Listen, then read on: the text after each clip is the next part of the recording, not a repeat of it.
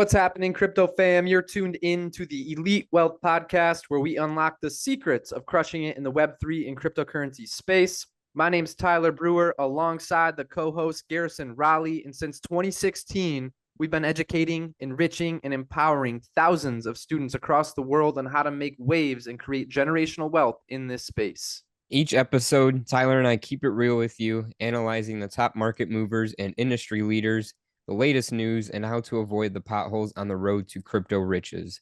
We're industry vets who have guided students to over 500% gains in this wild 2024 market. We will teach you how to level up your mindset and skills to really capitalize on this decentralized revolution. Subscribe now and join us every week as we lead you step by step into elite digital wealth with the Elite Wealth Podcast. What's up, guys? Welcome to episode number, I think it's 12, bro. 2025 predictions. What's up, Garrison? How you doing, brother? It's going good, fam. It's going good. Like you said, I'm not even sure, honestly, what episode it is anymore. We're moving fast. We got a lot of them posted out now, so it's great. It is great. It's August 28th, 2024. I don't know if you said that already, but I'll say it again. Not yet, bro. Not yet. Yeah, and while you said that, let's just time mark this too. We got Bitcoin at 59,000, Ethereum at 2,500, BNB sitting at like 538, Solana at 144. We got XRP 57 cents. And I think that's pretty much mostly what people care about.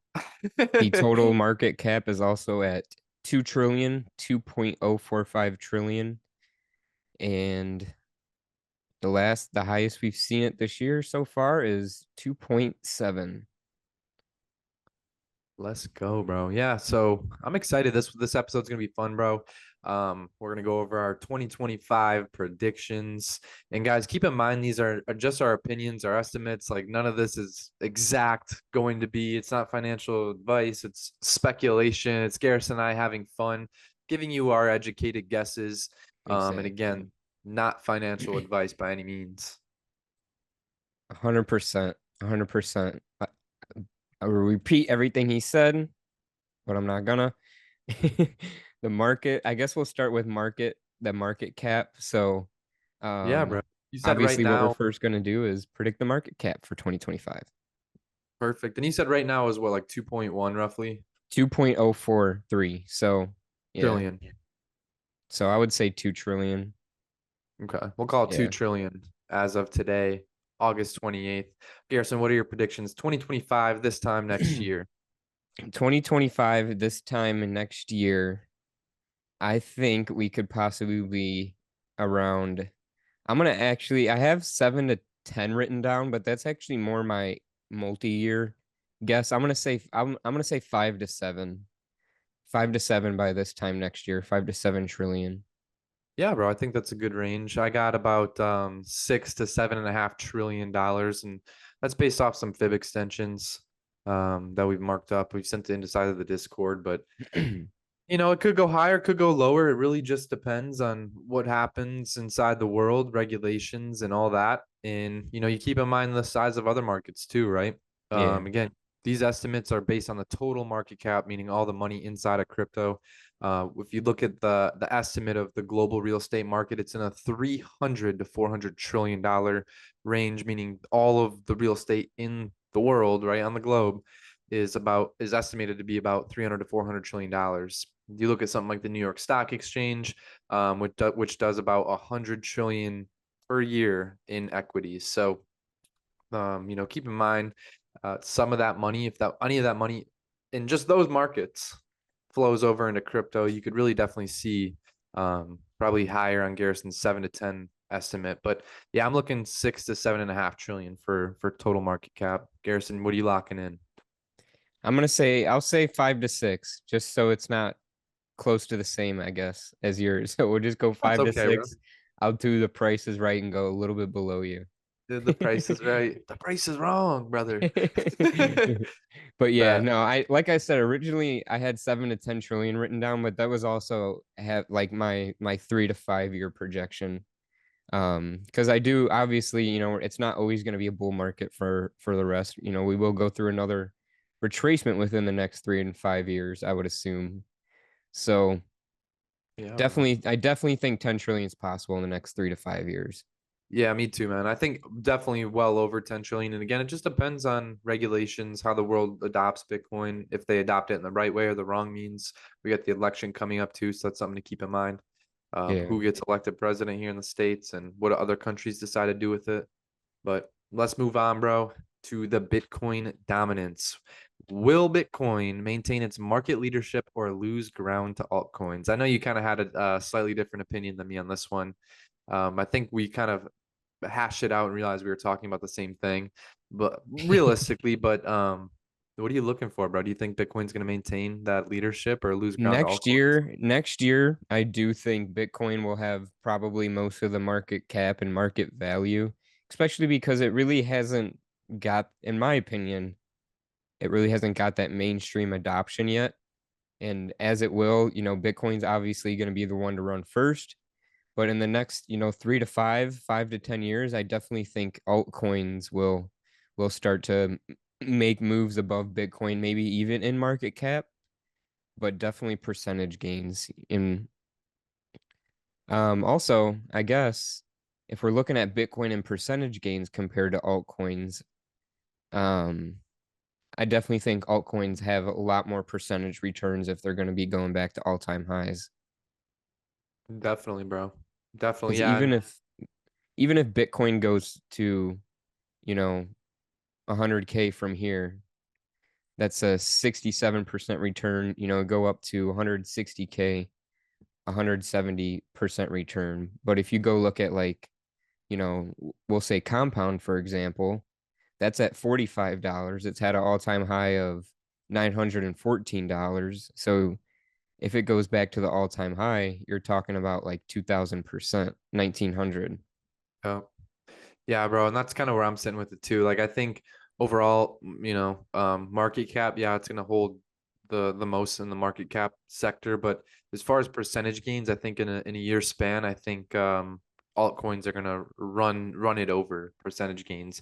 And if Yeah, we're looking at it as far as leading the ground in market cap, it's it might always lead the ground in market cap. I don't want to say forever it will, but it would make sense to, especially after the episodes we've covered on Bitcoin, gone into it and why it is right. the apex property, the apex It's kind of asset. like, it's just a lot of people compare it to gold, just digital gold. So, um, yeah, I definitely agree with your statement there. So, Mm. yeah, I mean, like we said, Bitcoin's already hit an all-time high this year. Altcoins have, I mean, Solana has come close, ETH has come close, but Bitcoin's the only cryptocurrency I think to really hit all-time highs unless it's a brand new coin. But Yeah, yeah, there's still a lot of room to run for the altcoins. facts, bro. And since we're speaking about altcoins, let's go into Ethereum and the layer two solutions. Okay. In the next year, right? Obviously, it's going to evolve over time and become better. But in the next year, how will Ethereum evolve? In what role will layer two scaling solutions play? This is kind of a longer answer, more I think than a prediction, because I think Ethereum is going to be around for a while, but I think as far as how is it going to evolve in a year span, I think thinking about Ethereum like a city, we also have to think of Solana like a city too. Whether you're in LA, Chicago, Miami, they're different cities. Same thing, right?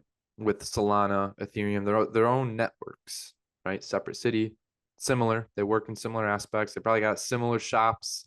Maybe they call them different. It's still a grocery store, but here it's Publix. By Garrison, it's maybe Burkott's. But I think of Ethereum as a city and a popular city, growing where a lot of people want to live and do business in. In right, and what I mean by this, it's more of an analogy for how Ethereum works. In Ethereum, it really just runs out. It has a lot of apps. I guess you could say a lot of apps, protocols, different types of projects would be the easiest way to say it. That work on it inside of its city. And as more people move into the city, and the better that city becomes, the more people want to come use it and stay in that city. But that also means there's traffic, and how do you evolve with the traffic, right? If you only got roads, what if you have flying cars? You got to have different paths for the flying cars. And this is kind of where that comes into play, where the layer twos are going to evolve over time. And in a year span, bro, like I feel like I have like a Futurama vision of it, like how it's really going to be versus like in a year, dude. It's hard to say how far it'll evolve and what regulations will allow. But yeah, there's a lot to that answer. It's I think more of an opinion than it For is like a sure. prediction. It's just, I mean, obviously we know and we've talked about on this podcast a lot of use cases that Ethereum has, the blockchain itself, and there's definitely going to be more things figured out, and people are definitely going to also be using these values that it already has to grow things, to build more things, and it's only going to evolve and get better over time. I think if we go in 1 year from now, 2025, August 28th, I think Ethereum will be either number 2 or number 3 in market cap terms. Right now it's number 2, and it's been number 2 for probably forever, really. Yeah. And it's I really think the only contender that we could see is Solana. Yeah, man. Tether's close, but that's just a stable coin. That's, so people, that shows a lot of people are holding stable coins, which is also another thing to think about. Like, we're at all-time highs for Bitcoin, and there's still a lot of stable coins in play. Yeah, But bro. So I think for this question, let's turn it into and by this time next year, you think more people are going to be utilizing Solana or Ethereum? by this time next year, I still think Ethereum will Yeah. be utilized more, but I think Solana is going to be slowly creeping up. And then within the next 3 to 5 years, I do think Solana probably takes that number 2 spot, or um, number 2 most used blockchain. Yeah, bro. It's like um you look at like websites, right? Like which one is the best search engine? Are you going to Yahoo? Are you going to Bing? Or you go right to Right. Google every time for an answer? And I think that's going to be kind of how that's going to work for us. People are going to have preferences just like phones, Apple, Android, but um yeah, I'm Solana maxied out, bro. I want to say Solana but in a year that there would have to be a lot of attention to switch. But with Vitalik at Ethereum, you Hmm. could really just mess up one thing. Same with Solana, and That's fair. say it's something they could try to implement something that people don't want and really push away attention, bro, where people are I like, no. And you see that with like NFT marketplaces where I'm sure you could probably go in more depth on that. But Yeah. And I do see, um, when you talk about the sentiment of, blockchains right now, a lot of people are heavy and leaning, happy and excited about Solana.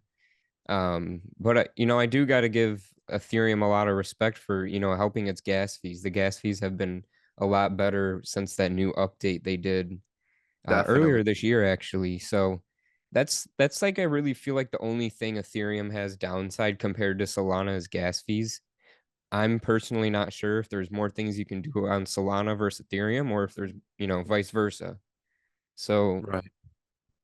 Yeah, I I'm sure I if we do, dig deep, there's probably some more technicalities between the two that are slightly different, but off the top of my head, bro, I think you're pretty much right on like a surface level, a user level. It's really the only difference is gas fee. yeah, and also in like the Ethereum ETFs, we already know are like, are they out? Yep, yeah, they're approved. Okay, I thought so. I was gonna say, yeah, so It's those they've are just been already out. quiet. It's Yeah, been quiet. it has been for sure. Um, but those are already out. So obviously it goes Bitcoin first, that's number one. Ethereum's gonna go next, and then I've already heard rumors about Solana ETFs coming next. So, Yeah, and I don't have any insider trading. That's just what people are saying on like right. Twitter or X, whatever you want to call it, and like, the influencers in the space, and big news Really people. just market sentiment, Yeah. the what the market thinks is It gonna just happen makes too. sense too. It does. So, It does. All or right, bro. maybe even CBDC. XRP first, but Yeah. Well, yeah, actually XRP would actually make sense too. yeah, Um, But we'll see what they do, bro. Who knows? Maybe they just kind of leave those in a category as its own, let Bitcoin and Ethereum run the ETF markets, or traditional finance. But that leads us into, speaking of traditional finance and centralized system, let's look at CBDCs, bro. Because they're Um, already around. yeah. There's already countries that utilize them and testing them, working with them. Some some countries already have them and utilize them.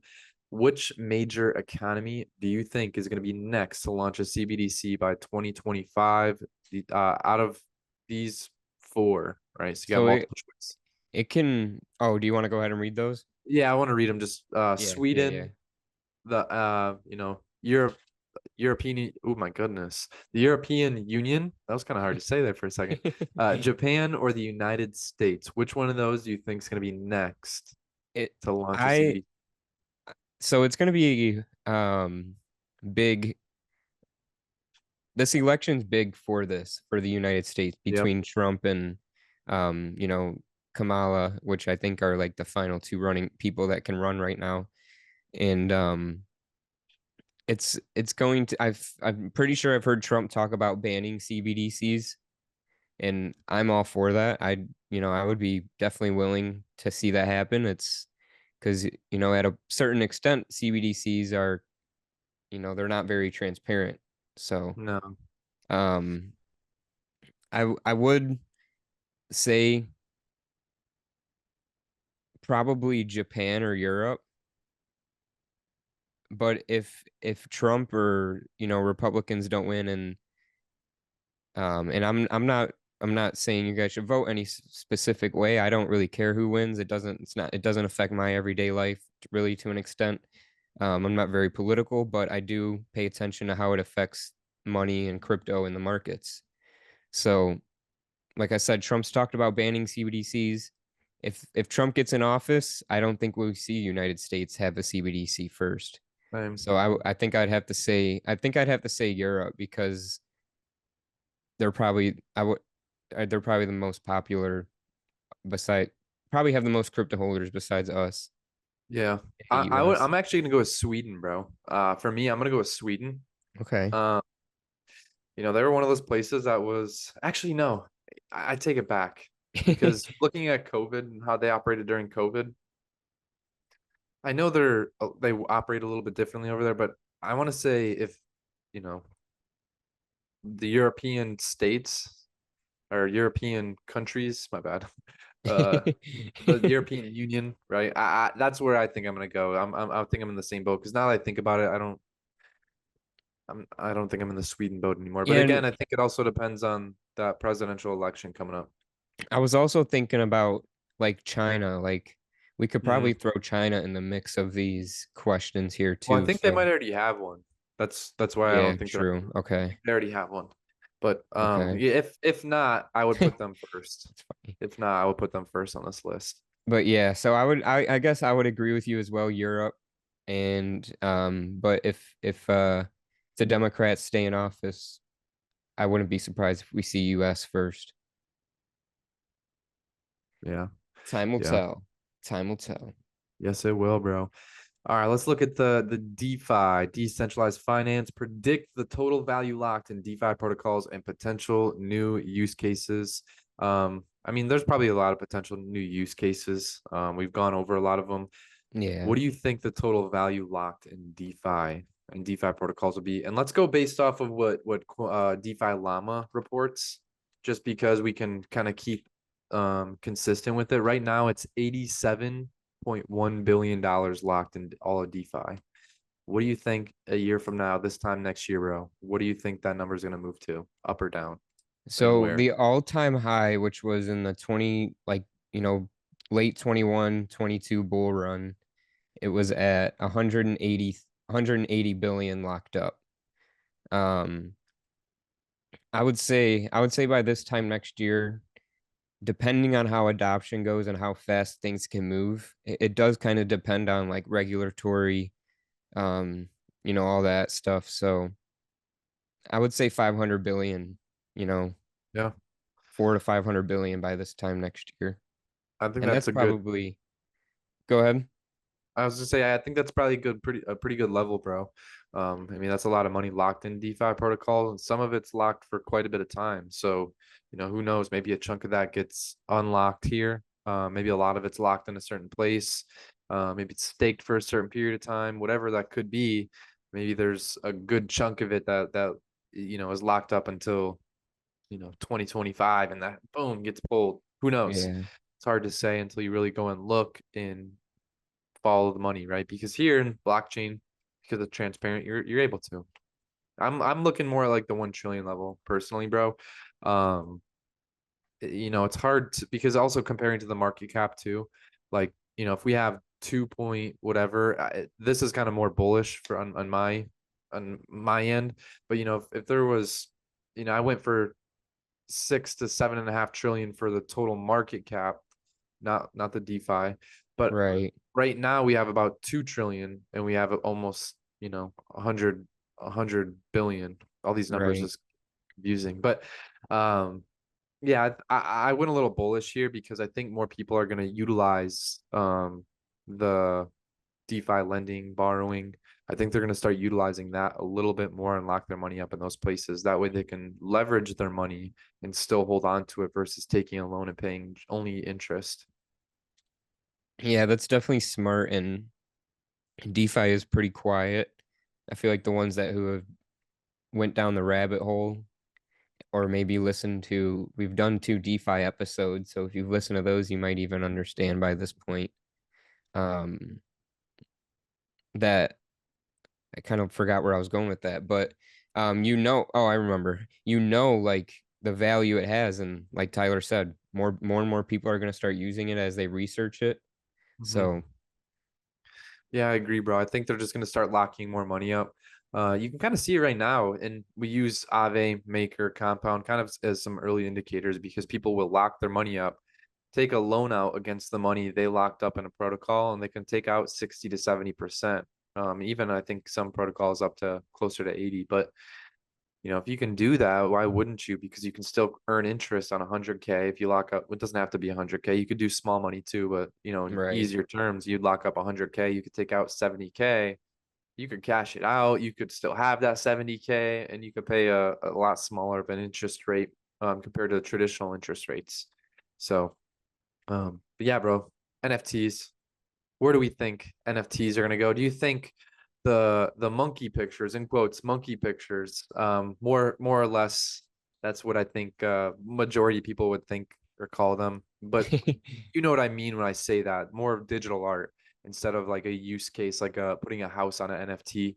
Do you think the NFT market is going to come back to where it It's was? Or do you think it's going to shift and kind of evolve over time, over this next year, and kind of become more of a utilization factor like it was built for? I think I think the more I see the NFT place rebounding here pretty fast as we like, everything's been going good the past couple weeks. It's been a good August of 24 has been good for NFTs. So a lot of things have, seen a lot of gain, and I think a lot of people have been building throughout the bear market and through now. So I do think NFTs will, make an awesome return. And also, so where's this at here? I'm looking for. So the SEC just issued a Wells notice to OpenSea, which is an NFT platform, and threatening to sue them.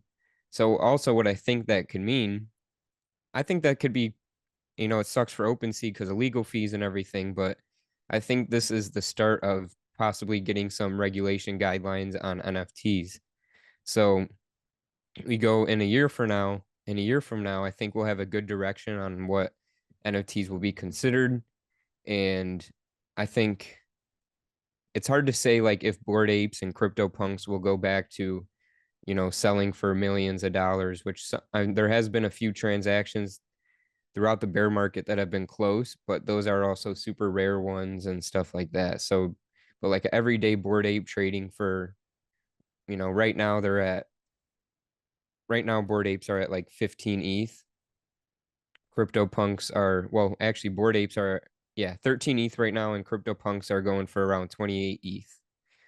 Um, I don't know if we'll see Bored Apes going for 100 to 200 ETH ever again. CryptoPunks, I do think that's possible. It's kind of like the CryptoPunks were like one of the first NFTs ever. So, um, there's a sentimental value and you get access to a great community there, but there's really no utility for them. And the people buying them know that. But I do think the NFT will have a great return over the next year. I don't know what the current NFT market cap is. I guess I'd have to look that up really quick. Yeah, if you could But find it, that'd be sweet. Yeah, I'm kind of in the same boat, bro. I think certain ones that have started to build brands become real businesses, real companies that weren't just kind of like a hey, look, it was more like a startup company where it's like, hey, buy this NFT and we're gonna build this. I think these projects are starting to realize that, but they also realize that there's a lot of money out there that people want to invest into it. I still think there's a lot of there's a lot of money that people want to still throw at NFTs, but the right ones. I feel like people are a little more selective when buying them, and they're not paying that 200 ETH price like you said for for a Bored Ape. And dude, that it's crazy to think about. Maybe they never go for 200 ETH, but maybe they go for the same dollar value. Um, because I yeah, I think over think time ETH and Bitcoin are, they're gonna rise in value too. So for it to still go for that much, bro, is will be pretty gnarly, but and I do think, maybe it's not necessarily them. I do think NFTs will start going for that much again, but it's really hard to say because yeah. um yeah, NFTs are hard to read, I guess, but they're just so volatile in reality. So, Yeah, and I think honestly there's still a lot of room to evolve from the digital art aspect, from just the pictures of things where you get utility with a company. I think that's going to be big, and I think subscriptions are going to be start to be built like that. You look at like a Netflix subscription, something like that. Imagine if it was in quote NFT, or they called it something different. Or they called it their founders pass, or their right. so pay a upfront 400 $500 for this pass, but then you get to all these perks because you have it. And I think we're going to see like a little bit more simpler, user friendly system where people don't even know that they're buying an NFT, but they have the NFT. I think we're going to see a lot more of that. And I think we're going to see a lot more utilization where you see cars, houses, contracts being built utilizing NFTs. So the NFT market cap right now, and no, I also I do definitely agree with what you just said. Um, and this is all chains. This is all blockchains according to CoinGecko. The NFT market cap right now is 64 billion. Okay. So I think that can double. I think that can double by this time next year. Yeah. Yeah. Easily. I'm in So the same boat. I'm saying 150 to 200 billion by this time next year. And right now it's at what, 60? 64 billion. I'll call 130 to 150. But yeah, I think I think anywhere in the 100 range is definitely possible. So once again, time will tell. And yeah, I do think NFTs have gone through a big maturity stage where Facts, bro. like people are actually paying attention to what they're buying and not just necessarily buying because of hype. And sometimes you're in the position it makes sense for you to buy a CryptoPunk, and sometimes you're in the position it makes sense for you to buy a Pudgy Penguin or a Quirky or whatever it is. So Yeah. um a lot of people are starting to look at it as investments instead of just a lottery ticket. Yeah. Um, people don't expect well, first of all, nowadays it's hard to mint out even a lot of times. And you go back a couple years, if you didn't mint out, you were basically a rugged project or nobody wanted to pay attention. So I think it's slow. People are slowly building, but let's go ahead and we'll go down to um, regulatory landscape here. So Tyler, what's your predictions for, the major regulatory changes in the key markets, like obviously the US, Europe, China? In this time next year, bro, I would like to see if any landscape changes, I think the whole world if any regulatory, like any major changes happen, I think we see the whole world start to shift, because if you change the money system and how it works, really, really just the accountability factor, right? Yeah. If the Empire State Building took a little over a year to build, and then you have placed things like the railway in California that's like 1,500 meters long, that's been being built for a couple of years and X amount of money put into it, and it's still not done. So it's crazy to see things like that. I think we're going to see a lot more accountability, because if the money actually got put to what it's supposed to, and there was urgency behind things, I think we would see the world start to shift in a better direction. I think we're in a time in history where that's potentially next up. I think that's next up on the scale. But what I would like to see, personally, if I would like to see the real estate market kind of start accepting crypto more, adopt it more. The reason they don't is because I think it eliminates a lot of some of their positions within that real estate landscape. So personally, I would like to see the real estate market shift and getting rid of more of the centralized systems and rules, their rules, and make them open rules that everybody knows and everybody has to follow, no matter, if they're Google, Apple, Meta, right? Meta just got caught silencing stuff. Yeah, Your I boy saw that. Zuckerberg. But yeah, man, that's personally what I would like to see. To say that would happen in the next year, dude, a lot of stuff could happen, right? We get a new president, somebody that really wants to utilize blockchain and crypto for change. It could be done. Yeah, I definitely agree. I think within the next year we'll have a very good direction of where things are going.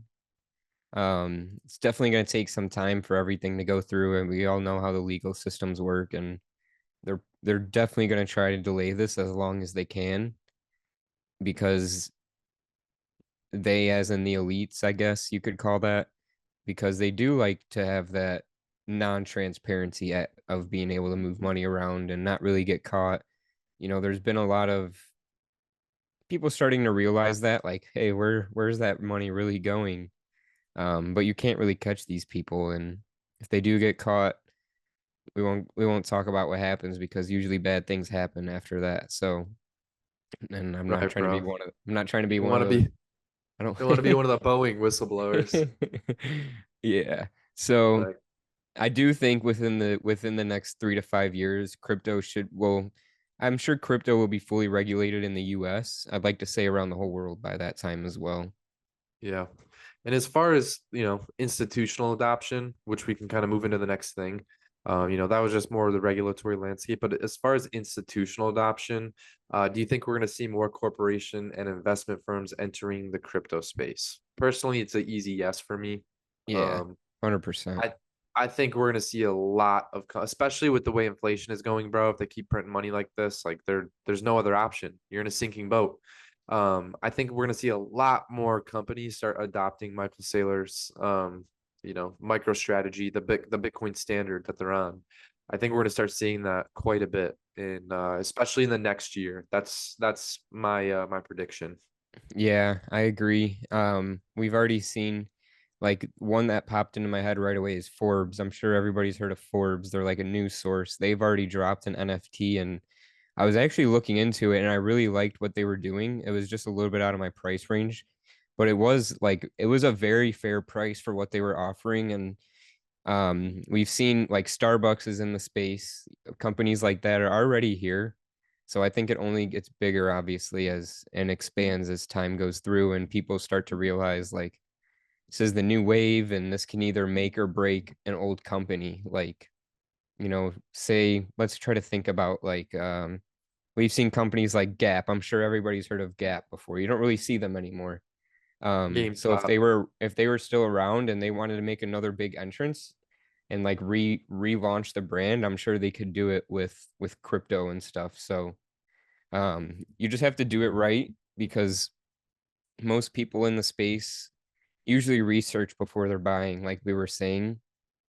So if you do it right and you target your niche audience and make it seamless, where it doesn't feel like you're doing 47 different things before you get to Facts. whatever it is. Once it's more seamless, definitely definitely going to be a lot of like bigger companies and, you know, things getting in. So, That institutional adoption. yeah. And Facts, bro. banks, yeah, I guess like banks by that time they're already, you know, a lot of banks are already using XRP as well. So, Yeah, man. And you got the BRICS agreements and all sorts of other things out there that are aligning as well that are already in the process, already happening. There was things we knew about the ISO 222 tokens that have been around for, I don't know, seems forever now, but it's yeah, only really right. been 2 years, I think, that we've been paying attention to them. But what about environmental concerns, bro? How will the industry address energy consumption? How will they address those energy consumption issues?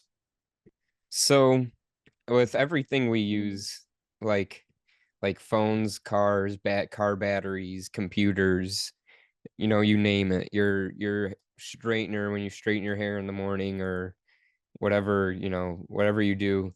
A lot of things are using what crypto uses on a daily basis are things that already we use so much on a daily basis that at this point you can't really cut it back.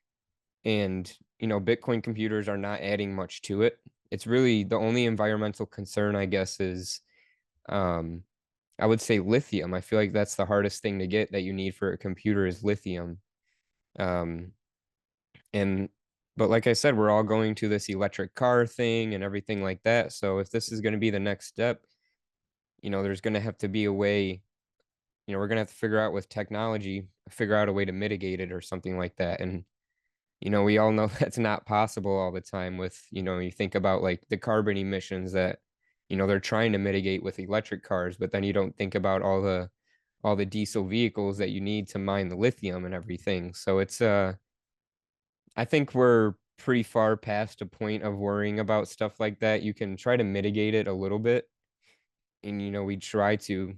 There's people working at it, but Yeah, bro. I think, there's it's to the point of no return, I feel like at this point. yeah, I in a way I agree. I think when you look at history, bro, like we've always captured energy. Everything's energy. And Yeah. that's, I think, something that people don't realize. There's energy never is created or destroyed. It's law of the universe. So, with that in mind, right, we have liquid energy, which is oil. We have digital energy, which is electricity. And both of those, I think, if you look at the history of liquid energy, oil, crude oil, all the machines, the Industrial Revolution, all those things happen because of liquid energy. What happens because of it? There's pros and cons. But ultimately, I mean, like Garrison said, we're kind of past the point. And to look at it as well, bro, there's places that are utilized. Like imagine putting Bitcoin miners because they create heat. They're hot. A lot of people know that. Like, wouldn't it be smarter not to put them in Texas or Florida where it's hot? Wouldn't you put it up north and maybe keep that for your heat inside of the building? Yeah, you could do things Your like hot that for tubs, sure. which hotels are already doing these things, bro. That's why I'm bringing them up. But like, they heat their hotel hot tubs with Bitcoin miners. They capture energy, right? They not even capture it, but they direct energy. And like Garrison said, where they're gonna find a way to mitigate it. And I think my version of mitigating it is finding a way to utilize and capture it. You look at solar power, bro. Um, Solar power, when with solar panels, not even all the energy is captured and used actually. And when you look at that, it's like, well, where's people's argument there? And so there's ways I think that we're going to innovate around it and learn how to utilize it. I don't think that's actually even a concern. I think it's going to cause innovation the same way the liquid energy did. We have digital energy now, and digital energy has been around actually for a while now. It's just in a bleeding currency, fiat currency. So I think now that we have that hard money asset, Bitcoin, and other cryptocurrencies too, but Bitcoin specifically, I think we're gonna find ways to capture the energy we're scared of losing, even though we're already bleeding 2% of our energy, actually 5 to 7% of our energy every year. The U.S. wants to make it 2%, but Yeah. I guess I was looking at that a little bit of a different way as well, but I do No, which is 100% good, bro, though. agree. It's good. And It is good. yeah, And I yeah. agree with what you're saying too. And yeah, with I like that you said like you can definitely utilize it for good things. So if Yeah, bro. Like imagine heating. Imagine you live in Alaska, bro. Wouldn't it be smart if you could create like a heat facility and maybe that's where you have a greenhouse. You have Bitcoin miners and you have a greenhouse and you don't have to pay for heat because your right. Bitcoin miner is the heat. And Like, yeah, and people people don't realize, like, forget a heater, bro. What if heaters are actually thrown away or to the side or refrigerators and we start capturing and utilizing and innovating on Bitcoin energy? It's the same energy captured in a different way and utilized in a different way. Yeah, that's super smart. I really do like that. I'm sure I'm not sure on the like how much cost that would work, but like people invest in solar panels, they know that's a lot up front, but over time you know you save money on, you know, your electricity and things like that. So Facts, bro. it's definitely an investment. And also when you're mining Bitcoin, you're going to be getting Bitcoin. So Yeah, you get rewarded for it as well. So like exactly. it's that's the thing, bro. I don't think people understand and lack to think about. And Michael Saylor does a really great job at talking about some of those things. And even a lot of those other people, like Kathy Woods, what Lynn something, Alderman, I think her name, Alder something, butchering some of these people's names, but a lot of these people talk about it. And there's I want to say there was just a convention recently within the past few months that they talked about it in they were talking about capturing energy for it, how to utilize Bitcoin energy or the mining energy. So really, really amazing people that know a lot more than we do talking about it as well. So, don't forget to listen to them guys as well, because a lot of what I regurgitate, what Garrison regurgitates is learned from these people. But yeah, bro, I 100%. think we're gonna see so much innovation in the next year. It just depends again. Um, People, I think specifically on this one, the environmental concerns, people are gonna realize like, wait a second, we can just utilize this energy. Yeah. No, I agree. So I guess that really covers everything for how we feel about that. Excuse me. You're good. But we'll jump down to the emerging blockchain use cases. Let's predict. I'll ask you, Tyler, what's your predictions for new applications in sectors like supply chain, healthcare, or voting systems? Well, bro, I think if Trump gets in office, I think you could potentially see that voting system change, because he's one of those guys that claimed the election was fraudulent, like it was hacked. And I'm not one to say it was or wasn't. I don't even know enough to argue either side. Right. So ultimately, the question for it to be gone, to not even have to question it, is takes a lot of when you don't have to worry about things like that, it allows you to focus on more productive and progressive things and ideas. And I think that's where we're at, even as in civilization, where there's so many things to worry about, bro. Until we fix our digital energy, our money systems, there's gonna be less innovation, bro. Think about when was the last time you heard of some great dude that like did something like amazing, like a Nikola Tesla, bro, somebody that made energy, or they did this or this, and the greats, the people that really shifted the world. Steve Jobs, right? He brought in the iPhone. Whether it wasn't him directly, but he built the team and worked with the team who did. So like things like that. When was the last time you can't? It's hard to say, bro. When there's people to look up to, I would say, but there's Yeah. nobody who's really shifted the way the world works in our lifetime, at least. Yeah, I'd say Elon is very close because of the way Yeah, he's trying to go, you I know, agree. multiplanetary and stuff. I think once we look back in the history, he'll definitely be someone who's advanced humanity a lot, and we'll figure out if it's in a good way or a bad way. We don't Yeah. necessarily know yet with electric cars. I know obviously he owns Tesla and everything like that. So um, you know, it's hard to say, like we were talking about environmental concerns with even electric cars and stuff. So Mhm. there's Yeah, bro. like we said, there's pros and cons to everything.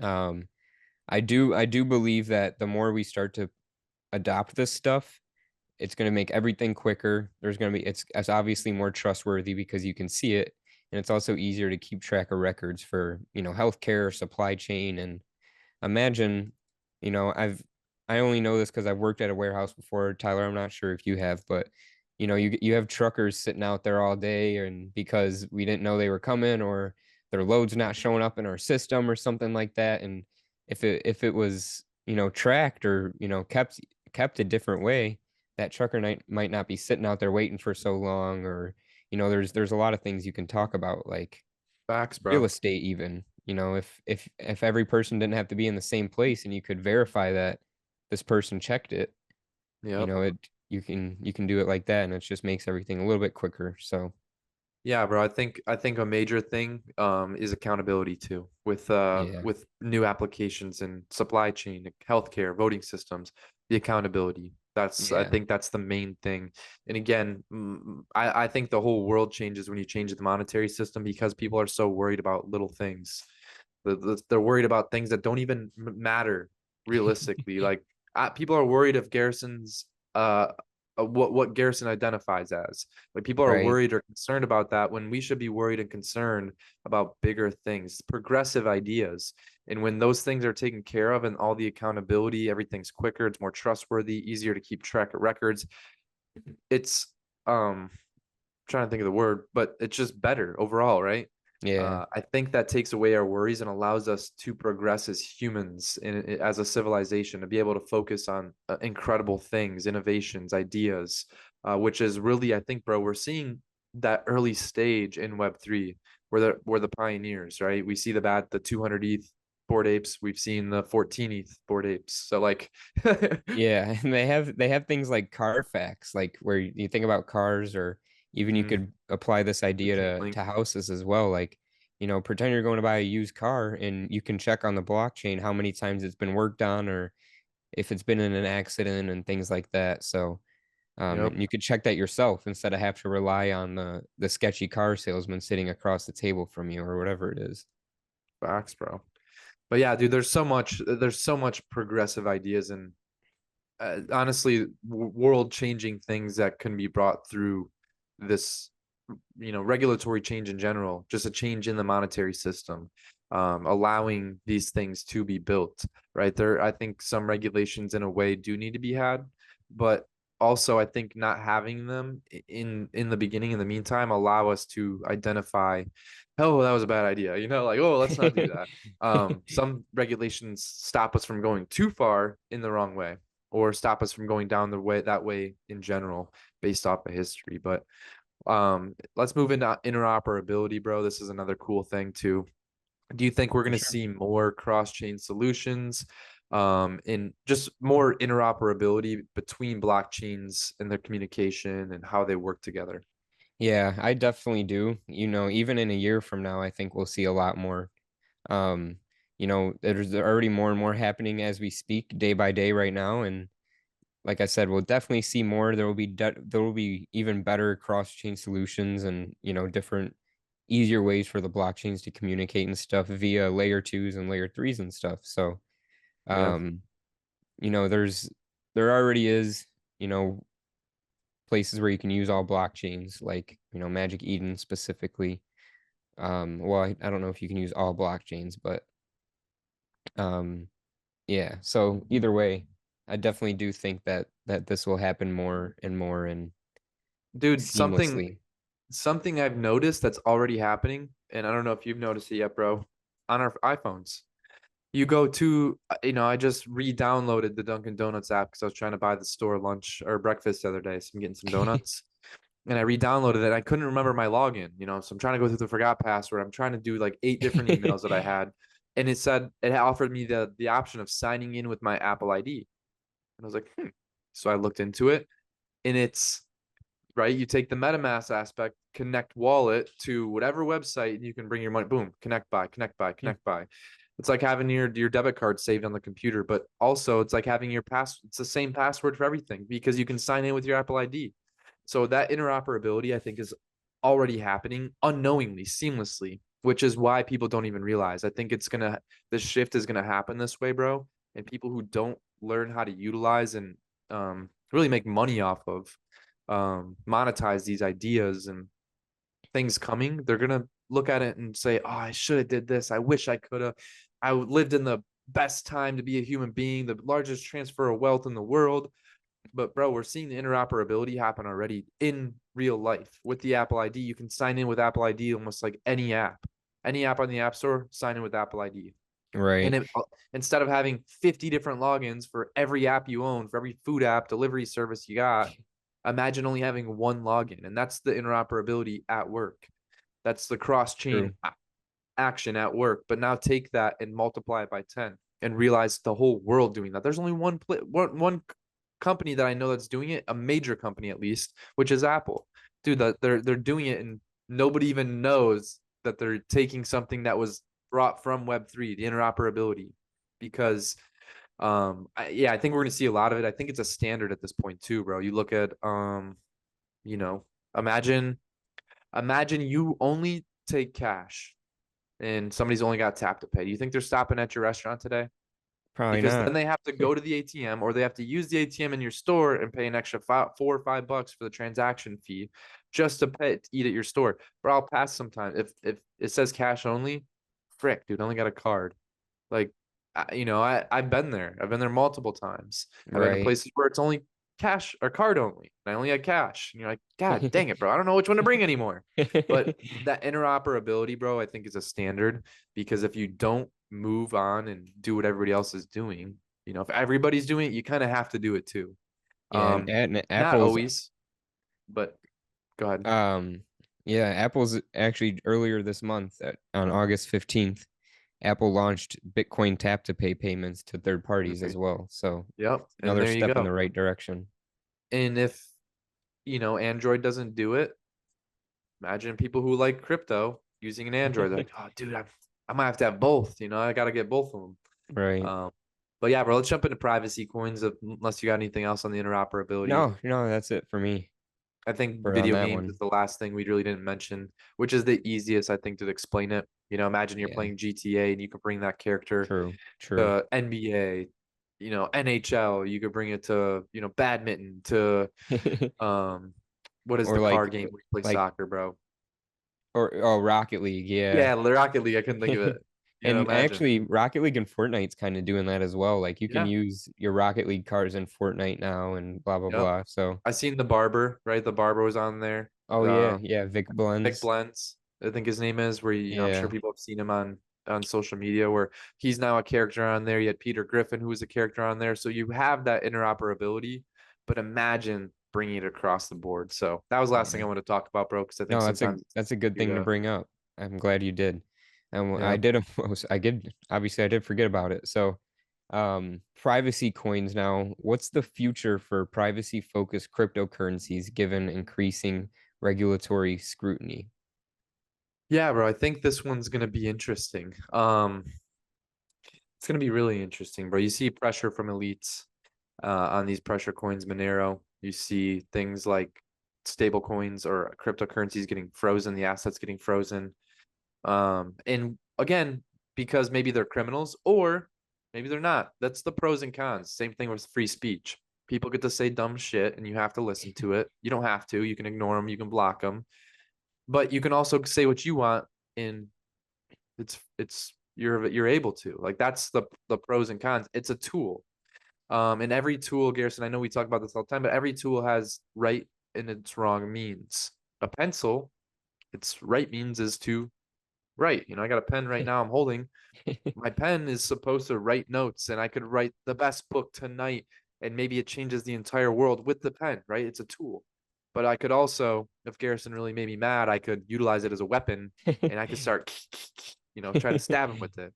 Not that I would want to do that, but there's always a right and a wrong means. And I think with the Right. privacy coins, you have the wrong means, which, I'm sure we can all think about, but you have the right means too, which I think everybody's has the right to privacy. If they want to do that and, they're getting away with it, then it's kind of the whole point of the free country, bro, because I can do what I want to, but I'm not going to do bad things because I have high morals and standards. So Right. there's always the right and the wrong means. So I think privacy coins, obviously, none of us like the bad stuff. I think would I like to see regulation on bad stuff? Yeah, always. I don't want bad things to happen, but also, um, then it comes where you have, um, debate, right? It's open for debate where Garrison and I might not agree on the same rule. Where I'm like, yo, bro, we should be able to do whatever you want. Garrison's like, no, we need to stop the people doing bad things with the money and they should be held accountable. And maybe I'm like, nah, dude, well, that's what comes with it. But yeah, I think we're gonna see pressure from elites, bro. I think you see it with right now with OpenSea, the SEC is pressuring them. Wells Yeah. noticed them. And I think we're going to see things with privacy coins too, because again, at the end of the day, they're companies still, unless it's Bitcoin. And there is still some anonymity. I think I'm saying that word right. You still have that anonymous factor to an extent because it's just a wallet address, but you can see what that who that wallet address interacts with. So there still is, I think, that a level of it, but I think we're going to see pressure from elites in the next year on that stuff. Yeah, also I don't really have too much to say on this topic because I definitely agree with everything you said as well. I did see that um the the government is forcing people to potentially talk about let me pull up the exact news source, but Yeah, bro. to saying that they're going to start forcing companies to talk about their Bitcoin holdings every month or all their holdings in general instead of every quarter. It might be it's going to be like a monthly update. So on what different companies are holding. So, you know, Yep. big companies, they have to report what they're holding in their portfolios um and And then now that's going to turn into, instead of a quarterly thing, it's a week or it's a monthly thing potentially. And you know So what's funny, bro? Is I think more people will be for privacy coins is even the people who are against them, because the people who are against them are the people who are already doing bad stuff with fiat currency. You look at Nancy Pelosi, bro. yeah. There's the politician like trade trackers where it literally trade like stocks or oh my goodness, it tracks these people's stock trades. And I seen just a tweet the other day from one of the stock trading accounts, the one that like copies these politicians. And like, bro, every one of the politicians, they've seen a decline in their trading since they've started tracking them. And do you think that's by any means like a coincidence, bro? No, it's because they're starting to be held accountable. And when you start to get held accountable, you kind of want some more privacy because they want to do bad things. And that's when they Right. utilize tools in the wrong means. Where like I want the privacy coins because if I want to be private, I want to be private. I want the option to be, right? We're in the United States. I grew up knowing this place is a free country. If I want to do it, then I want to do it. If it doesn't harm anybody, I can do it. Right. So, but again, that comes with the high morals, high standards, high ethics, you know, having a good head on your shoulders because again, tools can be used in the wrong means. But I think more people will be for privacy coins, especially these politicians, bro, because I think you're going to start seeing a little more accountability start to happen with them. Yeah, 100%. Um, let's But I dive into these last few quickly, bro. Let's cover our last few. These I think we've been on here almost probably think we've been close to about an an hour hour. now. So Yeah, bro, we've been close to an hour. Um, let's go through these last few real quick.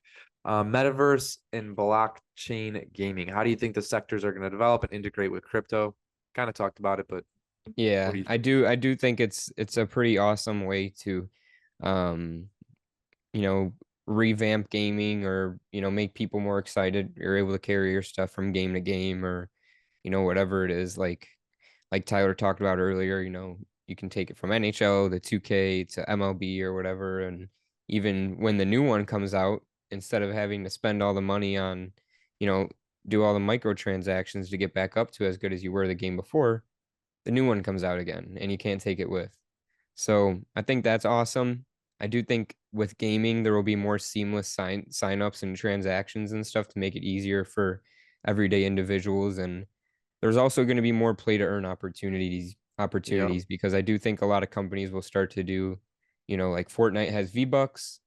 They could be keeping track and doing that all on the blockchain. And you could even imagine you bought 5,000 V-Bucks and you wanted to only spend something what costed 4,500 V-Bucks and you could only buy 5,000 or 4,000. So you had to buy the 5,000, get that item. Maybe you could sell those 500 coins off after or whatever the case is. Or maybe you I could could go to trade on it. Tyler and be like, dude, can I buy Can I buy 3 V-Bucks? That's what I need. Yeah, or you could be like, yo, bro, let me the secondary market, right? Where you could say, hey, look, bro, let me get like, dude, that old skin you don't even use anymore. Let me buy that skin from you, bro, for the Right. remaining whatever I have. Yeah, or you Um, could gift people as well, which I know yeah, you can also do that on Fortnite. So Fortnite's and it almost like its own little blockchain. it is, bro, and it incentivizes people to continuously play their game. If imagine, bro, you could get paid for, oh my goodness, paid for playing Fortnite. Wouldn't you play it a little bit more? Oh I yeah. would. I don't even play it. It's the same thing with like with the internet, bro. I'm using Brave browser because they pay me, and it's not even a lot, but they pay me to use their browser Right. because Google just steals my information, right? If I use the Google Chrome, they're just taking my data and selling it. Where at least I'm getting paid to give away my information on here, to give away my data, where everywhere else just collects it. At least they're giving me a couple cents for it, right? I'd rather get a couple cents than nothing because it is mine at the end of the day. I chose to give it to them, even whether it was willingly or unwillingly or unknowingly. But yeah, bro, I think you're right. You made a lot of good points there. A lot of a lot more play to earn opportunities, more seamless signups, and I think Yeah. people are incentivized to play games longer, and meaning they're gonna start, I think, really taking more time. Like you look at GTA, bro. GTA 6 is probably gonna be the best game that comes out because I think, and dude, I've been saying this since probably a little over a year and a half, almost 2 years ago, where I think they're gonna utilize crypto, bro. They're gonna have a crypto payment system where imagine in the game you can make money in the game by creating organizations, businesses, but you get paid in their in-game currency. But what if you could take that in-game currency and transfer it to real world currency? Imagine Right. how many people would start playing the game or play it longer or stream it more or show it off or market it. They would be pretty much marketers. You're paying them to market your business. Yeah, and Uh, I can before we go to next, yeah, I'll bring up this opportunity. I'm not going to talk about too much because I'll talk about for another hour.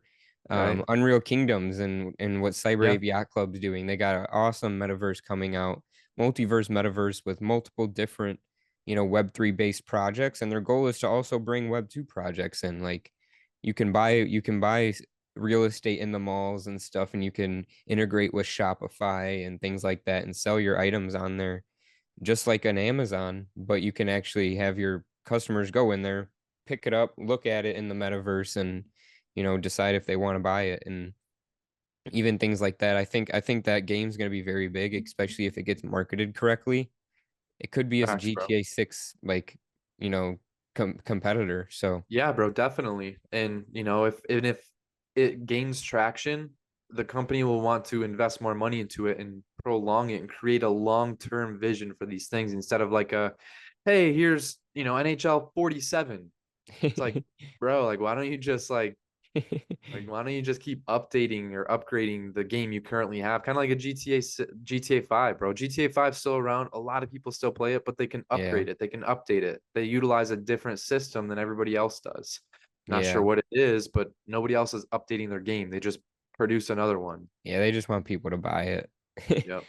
Yeah, it. and but you could incentivize people to keep playing the same game for Yeah, longer by 100%. you know by some of those. So yeah, a lot of opportunities again within the gaming sector, bro. But as far as DAOs, decentralized autonomous organizations, pretty much just means the people who are invested in it can vote for it. So if Garrison and I, we love, what is it? I think Uniswap's one. Yeah. Uniswap, right? We like Uniswap. It's an exchange. If we have a certain amount of tokens, we can propose an idea, and people can vote on the idea who own the token. So it's a unique, I think, a unique idea. I think also, bro, I think maybe some laws should work this way, right? People who don't have kids, I don't think they should be making laws about what kids should have to do.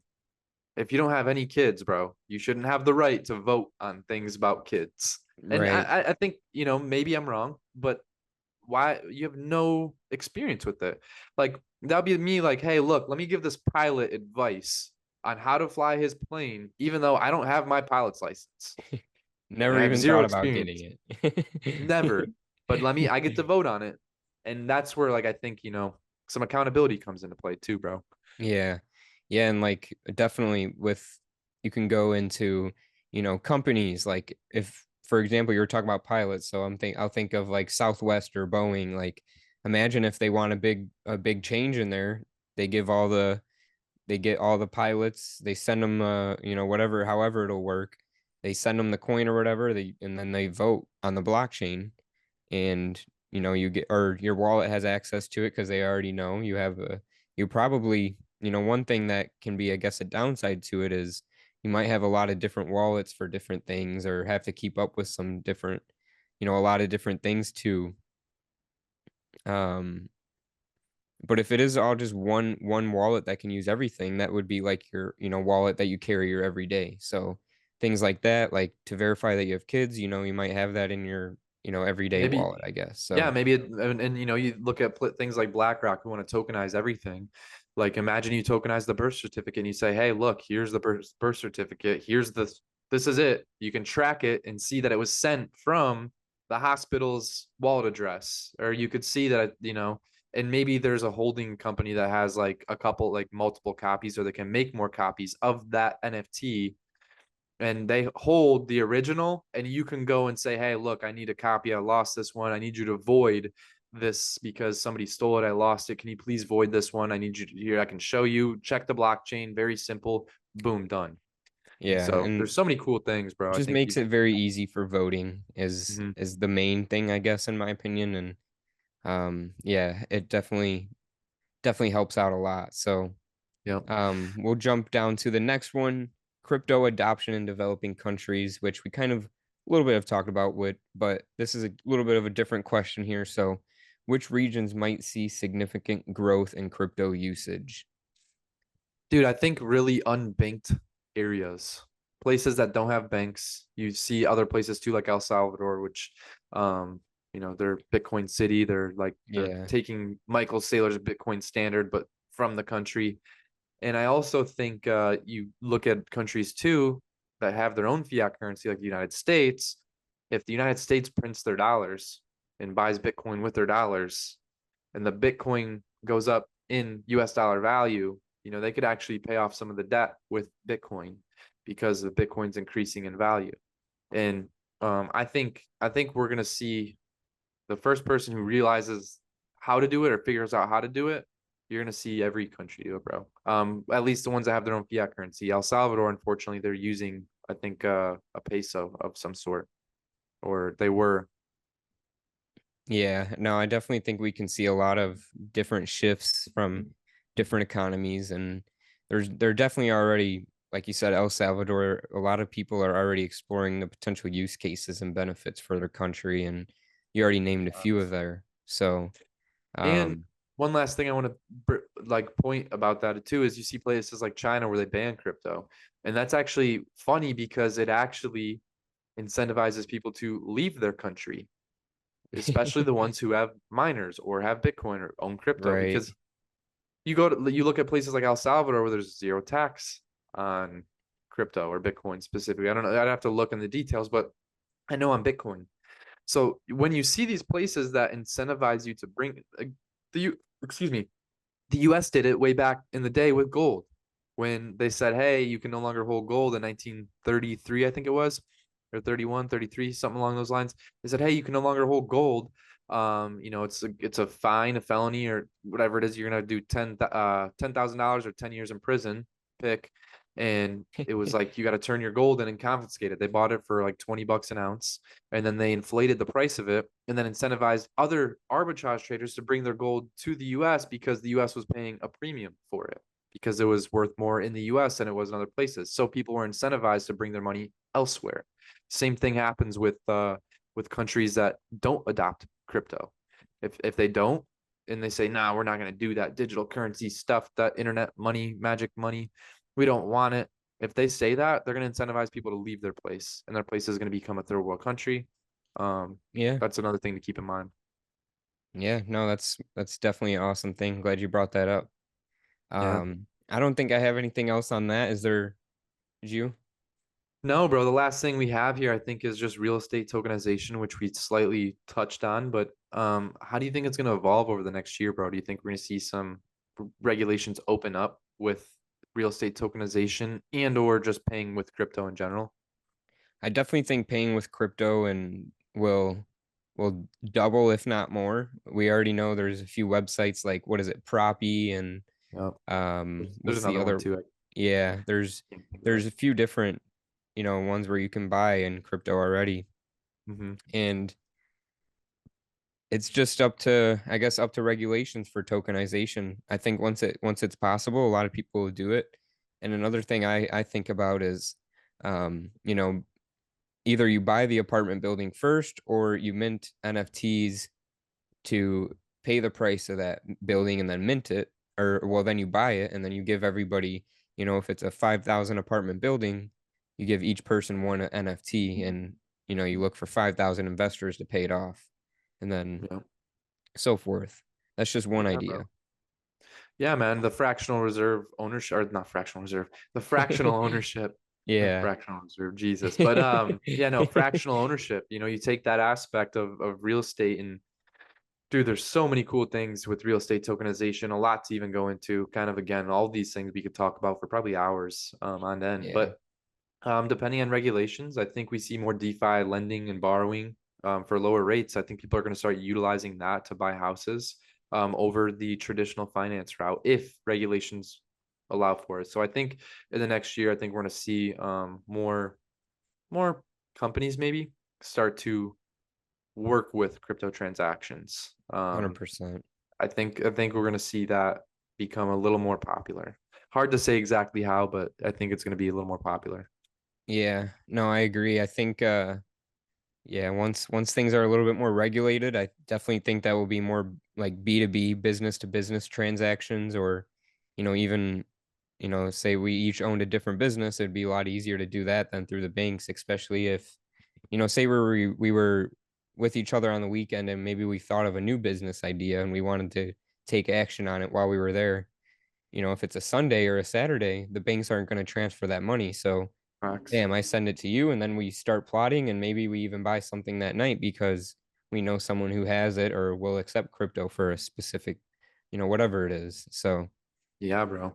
We're seeing the centralized system right now work against some of the NFT projects we hold. We see the wiring of funds being tampered with and from the banks, right? Everything's yeah, done. It's the banks holding it up, the centralized system. And even if it was sent in crypto, you still have that centralized system that where Coinbase is only going to allow you to with like, pull out a certain amount, depending on how much you work with each, if you work a lot with, for example, my Bank of America, the more I buy with um Coinbase, the more they allow for me to buy and to yeah, withdraw every single day. So it just depends on the liquid you're working with. But brother, do exactly. you have any other predictions you want to cover? I do see just one more news article. This was yesterday. Russia is Yeah, starting to use crypto for internal transactions next week. So, there you go. at the start of September of 24, Russia will be using crypto for internal transactions. There you go, bro. It's already happening. And yeah, I think overall I'm bullish on crypto long term, short term, in the next year, 3 to 5, uh, even in the 10 to next couple 20. months. Even the next couple months, we might see a little retracement here, which we're kind of seeing. We went over it a little bit Monday, but guys, we appreciate you. Thank you for tuning in. Garrison, do you have any last words? No, that was it. That was a great episode, I think. And I think it's going to be an interesting listen. So if you did enjoy, don't forget to drop a like if you can. I don't know if you're on whatever platform you're on, you might not be able to. Drop a comment, whatever it is, share it out Hit to the some of your subscribe. friends, subscribe, and we'll see you guys in the next one. Facts, man. Yep. We appreciate you guys. Thank you again. If you're not in the Discord, make sure you join the Discord where you can interact with Garrison and I personally. You can ask us questions and we can have a lot of fun. This episode was awesome, bro. We'll see you guys next time. Peace.